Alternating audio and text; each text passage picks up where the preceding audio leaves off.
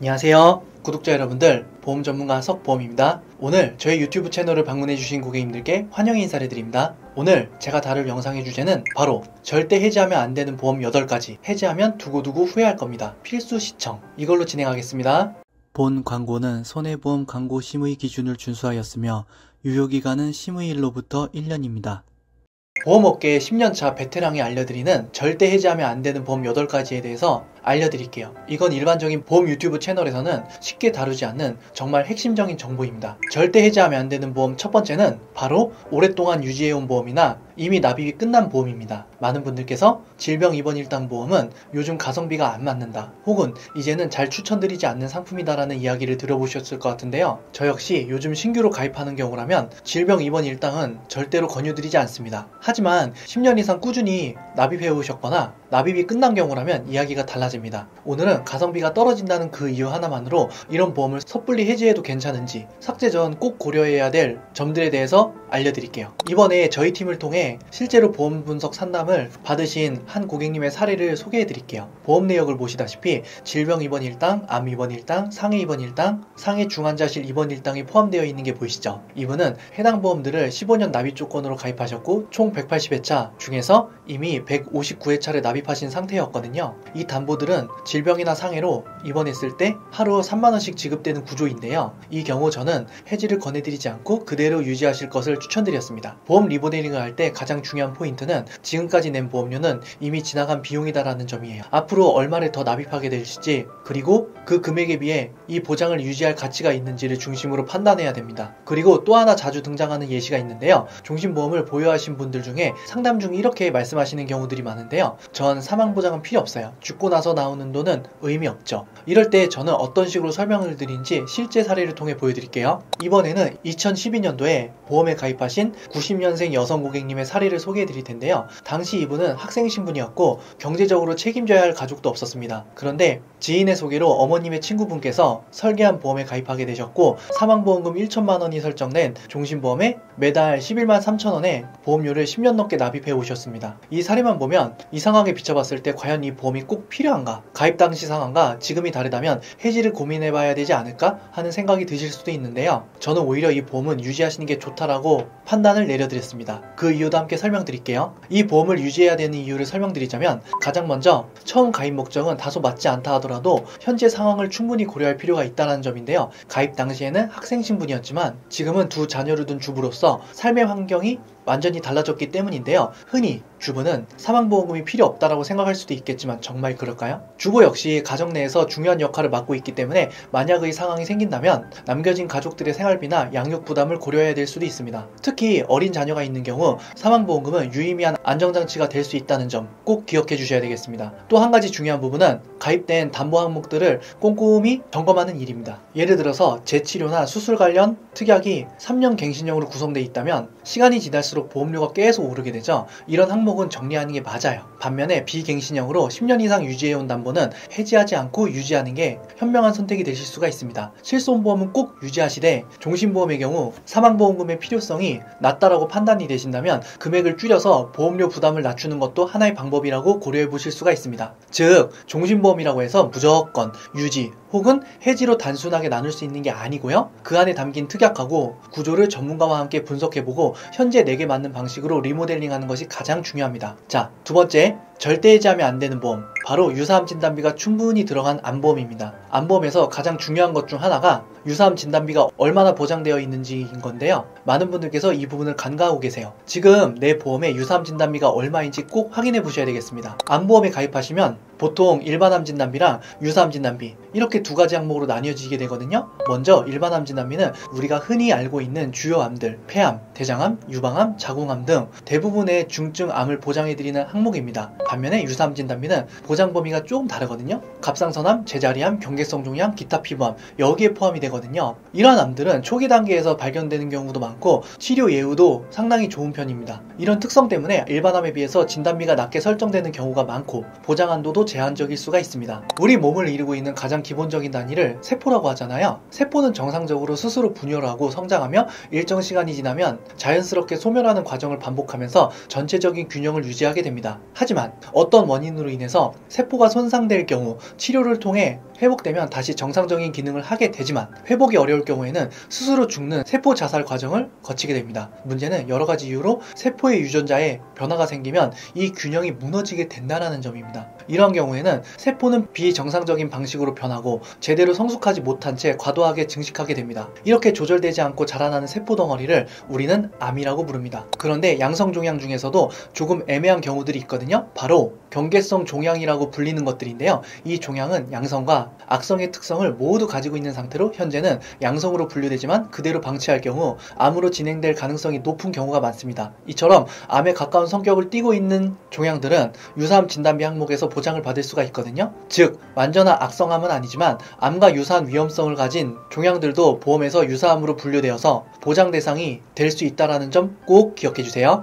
여기 이 사례는 암 진단비 5천만원 그리고 유사암 진단비는 무려 3천만원으로 가입을 해주셨는데요. 요즘같이 조기검진이 많은 시대에서는 이 유사암에서 진단비를 활용할 가능성이 높습니다. 두 번째로 꼭 기억하셔야 될 중요한 포인트는 현재 암보험에서 새로 가입할 때는 유사암 진단비가 일반암 진단비의 20%까지만 설정이 가능하다는 점입니다. 예를 들어 설명해 보겠습니다. 암 진단비를 1억원으로 가입하셨다면 유사암 진단비는 최대 2천만원까지만 가입이 가능하다는 뜻이거든요. 반대로 암 진단비가 5천만원인 경우에는 유사암 진단비가 1,000만원밖에 안 되는 구조라는 거죠. 그래서 지금 가지고 계신 보험증권을 한번 확인해 보세요. 만약 거기에 유사암 진단비가 생각보다 큰 금액으로 들어가 있다면 그건 지금처럼 가입 제한이 생기기 전 훨씬 유리한 조건으로 가입하신 보험일 가능성이 높습니다. 이러한 경우라면 무조건 유지하시는 걸 강력히 추천드립니다. 요즘은 이렇게 좋은 조건으로 신규 가입이 거의 불가능하기 때문이거든요. 그래서 꼭 유지해 주세요. 세 번째 보험은 갑상선암을 일반암으로 인정하는 암보험이거든요. 이번에는 보험약관에 나와 있는 암 분류표에 대해서 말씀을 드릴게요. 이 분류표는 어떤 암을 진단받았을 때 보험사가 암 진단비를 지급할지 판단하는 기준표라고 보시면 되겠습니다. 약관을 열어보시면 다양한 암의 명칭이 나열되어 있고 그 옆에 질병 코드가 함께 표시되어 있는데요. 그 중에 12번 항목에 갑상선 및 기타 내분비선의 악성 신생물, 즉 갑상선암이 일반암으로 분류되어 있는 것을 확인할 수가 있거든요. 하지만 앞서 설명드렸다시피 최근에 판매되는 대부분의 보험 상품에서는 갑상선암을 유사암으로 분류해서 진단비를 낮게 지급하는 구조로 바뀌었거든요.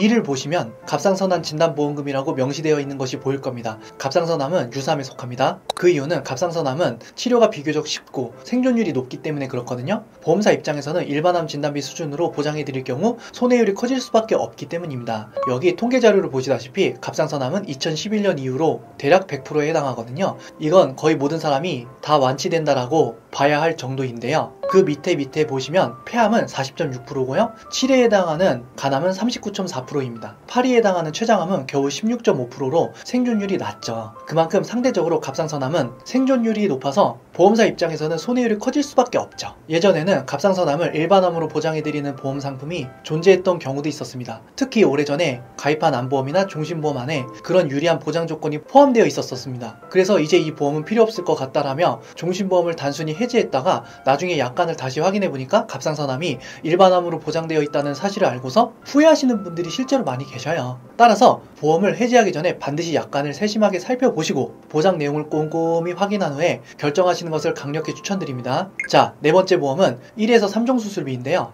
1, 3종 수술비 항목에서는 임플란트 수술도 보장이 가능합니다. 즉 우리가 수술을 받게 되면 수술비 항목에서 보장을 받을 수 있다는 거거든요. 그럼 현재는 1, 3종 수술비에 가입할 수 없냐고요? 네, 맞아요. 현재는 판매가 중단됐어요. 그 이후로 나온 1호종 수술비라는 새로운 상품이 출시가 되었거든요. 현재 1호종 수술비에 가입하셨다면 각 종별 수술에 맞는 보험금을 지급받을 수가 있습니다. 예를 들어서 1종 수술을 받으면 1종에 해당하는 보험금을 지급하고요. 2종에 해당하는 수술을 받으시면 2종에 맞는 보험금을 받게 됩니다. 이렇게 1호종 수술비는 각 수술에 따라 구체적인 보장 범위를 제공해드리는 수술비 항목이라고 보시면 되겠습니다. 앞서 말씀드렸다시피 1, 3종 수술비는 이제 가입할 수 없고요. 현재는 1호종 수술비, 17종 수술비, 18종 수술비 이렇게 가입할 수가 있습니다. 여기 보시다시피 1종 수술의 경우 40만원을 지급한다라고 나오고요. 2종 수술의 경우 100만원을, 3종 수술의 경우 200만원을 지급한다라고 되어 있습니다. 그런데 보통 우리가 임플란트 수술을 하시는 분들의 경우 보면 대부분 치조골 이식 수술을 같이 병행하는 경우가 대부분 많아요. 왜 그런지 설명해 드릴게요. 치아 안쪽에는 치조골이라는 뼈가 있습니다. 임플란트 수술을 진행할 때는 이 치조골에 인공뼈를 이식하는 과정이 함께 이루어지는 경우가 많거든요. 그런데 우리가 흔히 알고 있는 1호종 1호종 수술비 보험에서는 이런 치조골 이식과 같은 시술은 보장 대상에서 제외됩니다. 즉 실제로 수술을 받았다라고 해도 보험금이 지급되지 않는다라는 것이죠. 그래서 임플란트 수술이라고 해서 무조건 수술비 보험금을 받을 수 있는 건 아니고요. 치조골 이식처럼 특정한 치과 관련 수술은 예외로 보장되지 않는 경우가 많다는 점 꼭 기억해 주셔야 되겠습니다. 근데요, 만약에 예전에 1, 3종 수술비로 보험 가입하신 분들이라면 얘기가 좀 달라집니다. 왜냐하면 그 당시 약관을 보시면 수술 분류표 안에 골 이식술이라는 항목이 포함되어 있거든요. 여기에 치조골, 그러니까 잇몸뼈 이식도 들어갑니다. 즉 치조골 이식이라는 2종 수술로 분류가 되어서 예를 들어서 2종 수술비가 100만원으로 가입되어 있다면 임플란트 하면서 치조골 이식 받았을 때 100만원 지급받을 수 있다라는 이야기이죠. 정리해보면 지금 판매되고 있는 1호종 수술비에서는 치조골 이식이 빠져 있지만 예전 1, 3종 수술비에서는 골 이식술로 포함되어 있어서 보장이 된다라는 겁니다. 이뿐만이 아니라 쌍꺼풀 수술, 백내장 수술, 제왕절개 수술 같은 것도 예전 수술비 담보에서는 보장이 되는 경우가 많거든요. 그러니까 예전 보험 가지고 계신 분들 함부로 해지하지 마시고 약관부터 꼭 확인해보세요. 진짜 좋은 보장이 숨어있을 수도 있으니까요. 쌍꺼풀 수술은 성형 목적은 당연히 안 되겠죠. 하지만 안검 하수증이라고 해서 눈썹이 눈을 찔러서 되게 불편한 분들이 계시잖아요. 그런 경우에는 어쩔 수 없이 수술하시는 경우가 있어요. 그러한 경우에는 안검 하수 쌍꺼풀 수술을 했을 때 1종 40만원의 보험금이 지급이 되겠죠. 그리고 백내장 수술 같은 경우도 2종에 해당이 되어서 100만원, 그리고요 제왕절개 수술도 1종 수술에 포함이 됩니다. 그 외에도 우리나라 사람들한테 특히 많은 수술 몇 가지가 더 있는데요, 요즘은 이런 수술들까지 보장을 해드리는 보험사가 정말 거의 없거든요. 예를 들어서 백내장 수술 같은 경우는 예전에는 수술비로 100만원씩 나오는 상품들도 있었는데 요즘은 2, 30만원 정도 소액 보장밖에 안 되는 경우가 많고 아예 보장 자체를 안 해드리는 보험사도 늘어나고 있습니다. 그래서 만약에 지금 1, 3종 수술비 보험을 갖고 계시다면 그건 진짜 지금은 가입 자체가 어려운 굉장히 유리한 조건의 보험이라고 보시면 되겠습니다.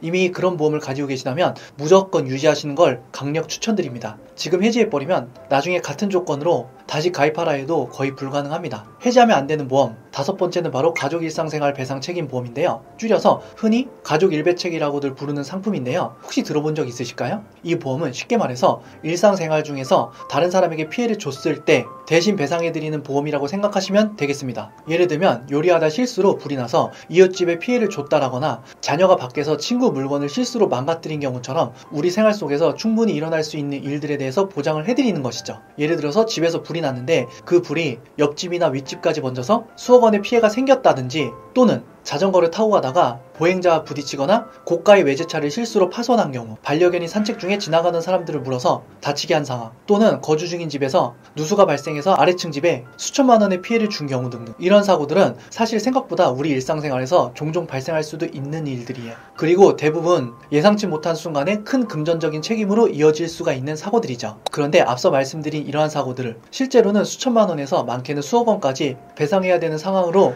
이어질 수도 있겠죠. 이럴 때 필요한 게 바로 가족 일상생활 배상 책임 보험인데요. 이 보험은 보통 최대 1억 원 한도까지 가입이 가능하고요. 사고가 발생했을 때 자기 부담금 20만 원을 제외한 나머지 피해 금액을 보험사가 대신 배상해드리는 구조입니다. 즉, 큰 사고가 나더라도 내가 직접 부담해야 할 큰 금액은 20만 원, 보험사가 최대 1억 원까지 책임져 드리는 거죠. 다만 지금은 이 상품도 조건이 예전만 못해서 모든 보험사가 1억 원 한도로 제한되어 있고요. 보험료가 변동이 될 수 있는 갱신형으로만 가입할 수가 있습니다. 조금만 더 일배책에 대해서 자세히 풀어드리면요, 대표적인 건 일상생활 배상 책임에선 다른 집에 누수 피해를 준 경우 1억 한도 내에서 도움을 받을 수 있다라는 겁니다. 또 다른 사례는 길을 걷다가 실수로 부딪혀서 남의 휴대폰을 부셨다면 이 부분도 실제 손해액만큼 1억 한도 내에서 처리가 가능합니다. 내 자녀가 야구를 하다가 지나가는 행인을 다치게 했다든지, 친구와 장난을 치다가 친구를 다치게 했다든지, 이런 경우도 가능합니다. 반려견과 산책 중 지나가는 행인을 물어서 피해를 주거나 놀래켜서 다치게 하는 등도 처리 가능합니다. 자전거를 타고 가다가 주정차된 차량과 부딪혀서 파손시킨 경우도 보장이 가능합니다. 8살까지만 가능하니까 이 부분 꼭 참고해주세요. 배상책임 특약은 한 명당 한 개만 가입할 수 있지만 가족까지 보장받을 수가 있기 때문에 가족 중 한 명만 가입하는 경우가 종종 있거든요. 근데 그러시면 안 됩니다. 엄마, 아빠, 자녀 세 가족이라면 다 가입을 하시는 것이 좋아요. 왜냐하면 여러 개가 있다면 자기 부담금이 더 줄어들고요. 또한 이 담보는 한 개당 1억 한도인데 엄마 엄마, 아빠, 자녀 3명 다 가지고 있다면 3억 한도 내에서 처리가 가능합니다. 사실 예전에는 일부 보험사에서 가족 일상생활 배상 책임 보험의 보장 한도를 무려 3억 원까지 올려서 판매했던 시기가 있었거든요. 당시엔 보험료도 그대로 갱신도 없는 비갱신형으로 가입이 가능했거든요. 근데 지금 보시다시피 위쪽에는 보장 한도가 3억으로 표시된 상품, 아래쪽에는 1억 한도로 설정된 상품이 나란히 보이실 텐데요. 바로 이런 차이 때문입니다. 게다가 그때는 자기 부담금이 고작 2만 원인 상품도 있었어요. 무슨 말이냐면 사고가 나더라도 내가 2만 원만 부담하면 그 외에 발생한 피해 금액으로 전부 보험사가 책임지고 보장을 해드렸다는 거죠. 이런 혜택은 2010년 이전에 가입하신 분들만 누릴 수 있는 특별한 조건이었기 때문에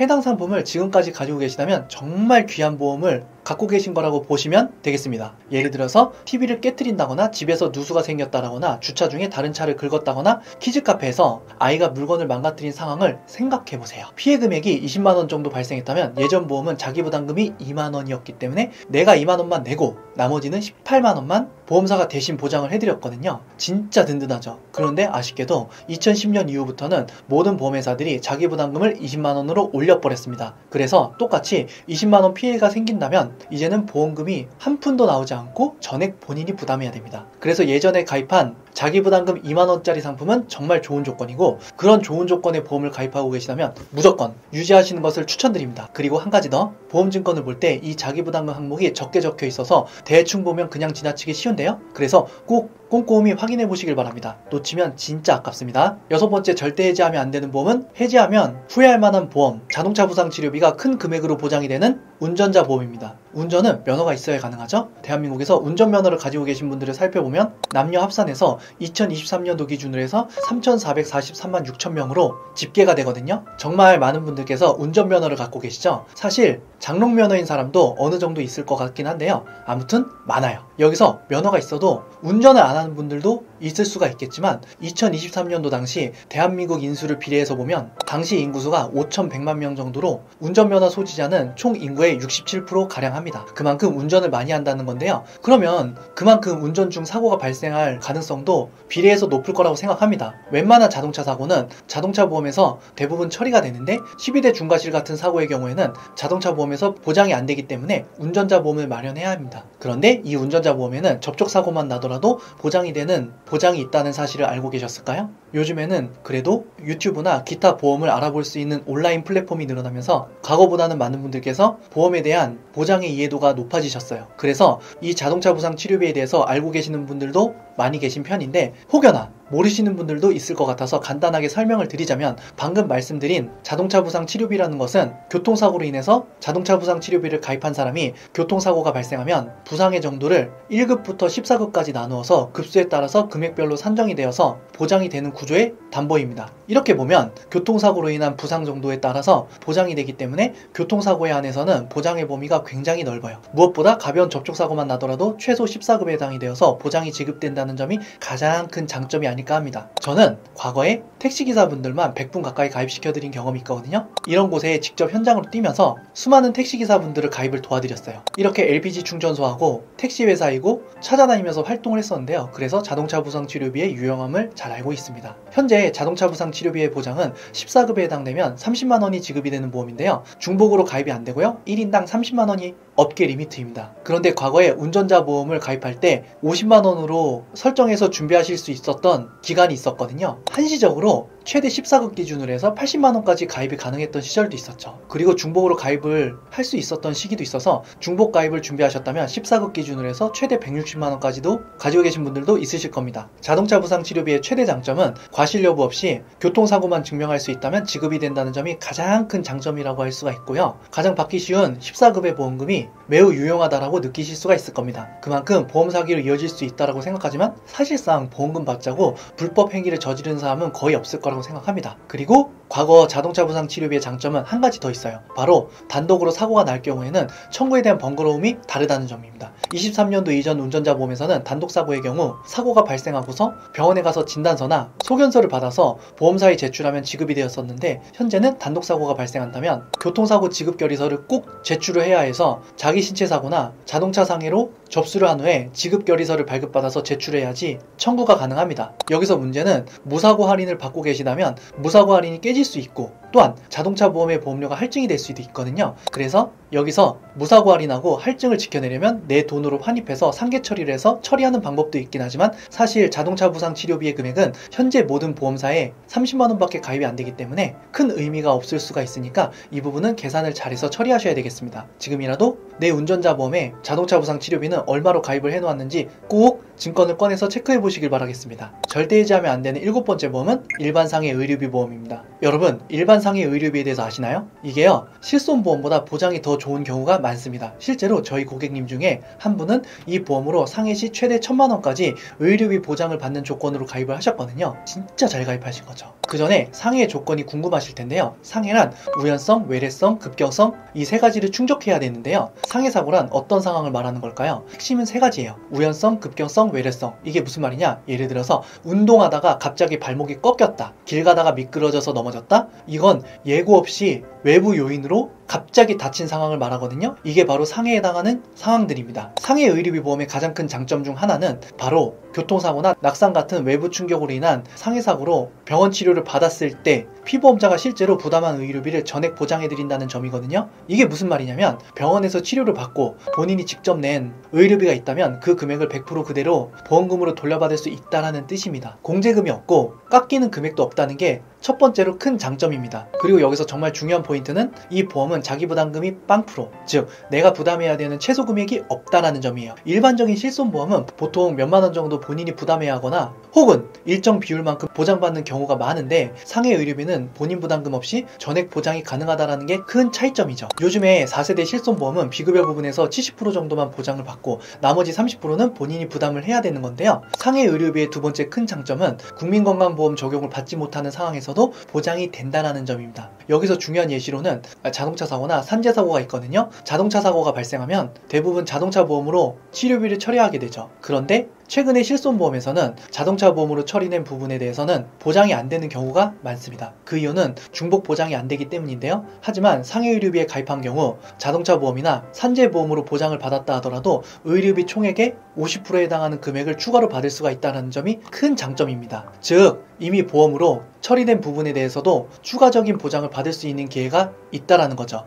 이렇게 중복 보장이 가능하다는 점이 상해 의료비의 큰 장점 중 하나입니다. 실제로 고객님들 중에 이 보험을 가입 중이셨던 분들이요, 이걸 청구를 해서 중복으로 보장을 받아서 50%더 보험금을 지급받는 사례가 종종 있었거든요. 대표적으로 일반 상해 의료비 장점을 몇 가지 뽑아봤는데요. 말씀드렸던 교통사고, 산재사고도 50% 중복으로 보장을 받을 수가 있다는 겁니다. 실손보험에서는 한의원에서 받는 한방치료나 침치료가 보장이 안 되었지만, 상해 의료비 상품에서는 한의원이나 한방병원에서 받는 치료도 모두 보장이 됩니다. 즉 일반 상해 의료비는 한의원과 한방병원에서 받은 진료비 모두 보장을 해드리지만, 상해 입원 및 통원 치료는 한방병원에서만 보장이 된다는 점을 꼭 알아두셔야 됩니다. 그리고 중요한 점은 일반 상해 의료비는 자기 부담금이 전혀 없지만 상해 입원 및 통원 의료비는 자기 부담금이 있을 수 있다는 점이거든요. 이 자기 부담금은 실손보험에 가입한 시기나 보험사에 따라 금액이 달라질 수 있다는 점도 꼭 기억해 주세요. 예를 들어서 A씨, B씨가 무릎 부상으로 치료를 받았는데요. 첫날 정형외과에 내원해서 검사를 받아서 당일 외래 진료비로 25,000원을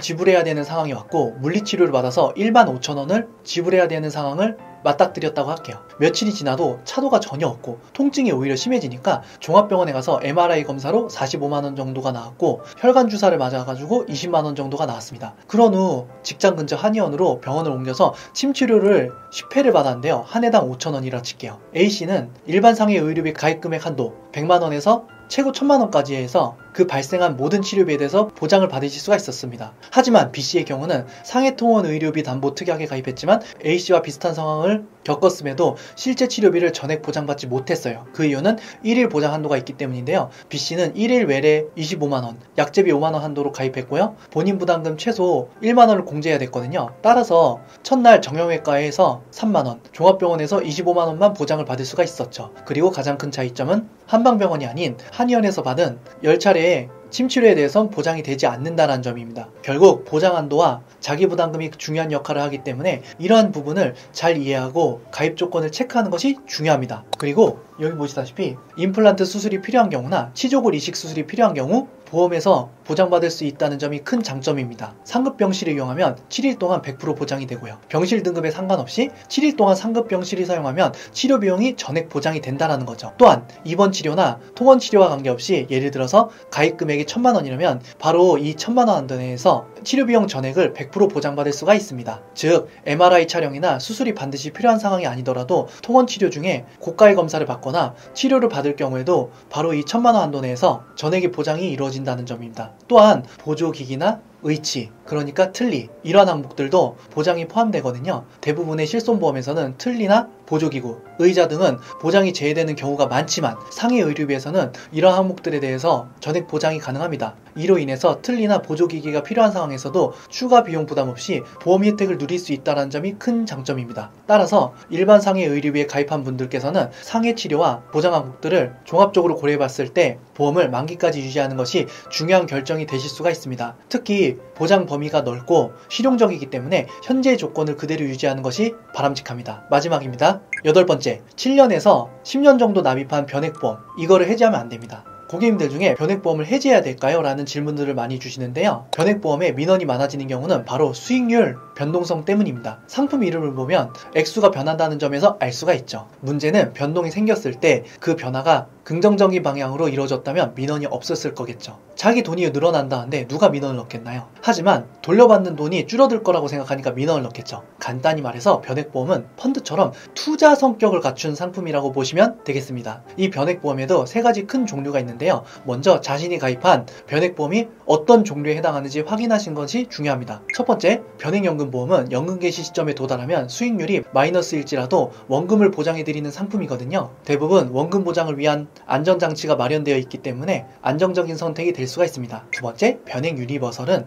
유니버설이란 단어가 들어간 보험인데 이 상품은 중간에 돈을 입금하거나 출금하는 것이 가능하다라는 특징이 있습니다. 즉, 입출금이 자유로워서 마치 통장처럼 내 돈을 넣거나 뺄 수 있다는 점이 장점입니다. 마지막으로 변액종신보험은 종신이라는 단어가 들어가면 다른 변액보험들과 성격이 다르다라고 보시면 되겠습니다. 변액연금보험이나 유니버설 보험과는 그 성격이나 운영 방식이 전혀 다르기 때문에 종신보험은 그 자체로 특별한 특징이 있다라고 이해하셔야 되겠습니다. 연금보험은 사업비가 상당히 많이 차감될 수밖에 없거든요. 일반적으로 연금보험은 사업비로 약 10% 정도가 차감된 후 나머지 금액이 적립되고 투자가 됩니다. 하지만 변액종신보험은 사업비가 훨씬 더 많이 차감되는 경우가 많거든요. 보통 30%에서 많게는 40%까지 차감되는 상품도 존재합니다. 예를 들어서 월 30만원을 납입하는 변액종신보험에서 사업비가 35%라면 30만원 중 10만 5천원은 사업비로 빠져나가고 나머지 19만 5천원만 적립이 됩니다. 이렇게 되면 7년 후에도 해지하는 것이 더 유리할 수가 있기 때문에 전문가와 충분히 상담한 후 신중하게 결정하는 것이 중요하실 수가 있습니다. 변액보험은 보통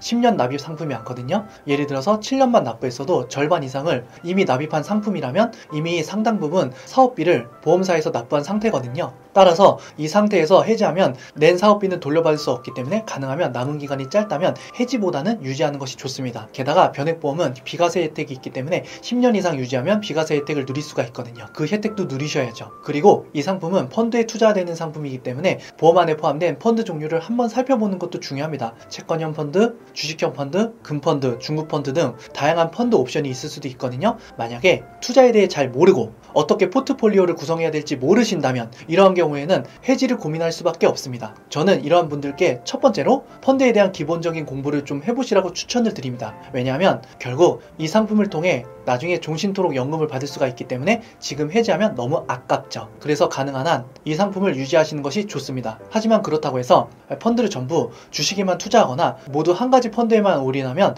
리스크가 너무 커져서 마이너스가 날 가능성이 크기 때문에 적어도 각 펀드가 어떤 자산에 투자가 되고 어떤 방식으로 운용되는지 정도는 기본적으로 알아두는 것이 중요합니다. 예를 들어서 국내 주식형 펀드가 어디에 투자되는지, 금펀드는 어떤 방식으로 운용되는지 이러한 점들을 미리 공부해 두신다면 보다 더 현명한 선택을 하실 수 있을 거라 생각합니다. 두 번째로는 포트폴리오를 분산 투자하는 방법을 추천드립니다. 예를 들어서 채권 30%, 주식 30%, 금 40%, 혹은 채권 20%, 주식 50%, 금 30% 이렇게 투자 자산을 고르게 분배하면 손실 리스크를 상당히 줄이실 수가 있거든요. 장기 투자를 하실수록 손실 리스크가 더 줄어드는 경향이 있기 때문에 장기적으로 했을 때 안정적인 성과를 기대하실 수가 있습니다. 만약에 포트폴리오 구성이 어렵다면 채권형 펀드에 100% 안전하게 투자하는 방법도 하나의 팁입니다. 어쨌든 이런 방식으로라도 상품을 유지하면서 잘 운영하시는 게 좋습니다. 그래도 좀 더 고민이 되신다면 댓글로 질문을 남겨주신다면 제가 더 자세하게 설명을 해드릴 수가 있습니다. 네, 긴 영상 보시느라고 수고 많으셨는데요. 오늘 절대 해지하면 안 되는 보험에 대해서 설명을 드렸습니다. 이 영상이 고객님들께 도움이 되셨기를 바라고요. 보험은 개인의 직업,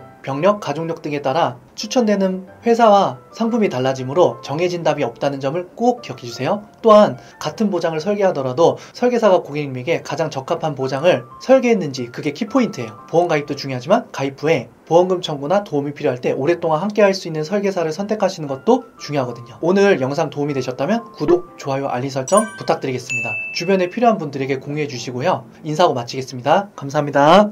본 광고는 손해보험 광고 심의 기준을 준수하였으며 유효기간은 심의일로부터 1년입니다.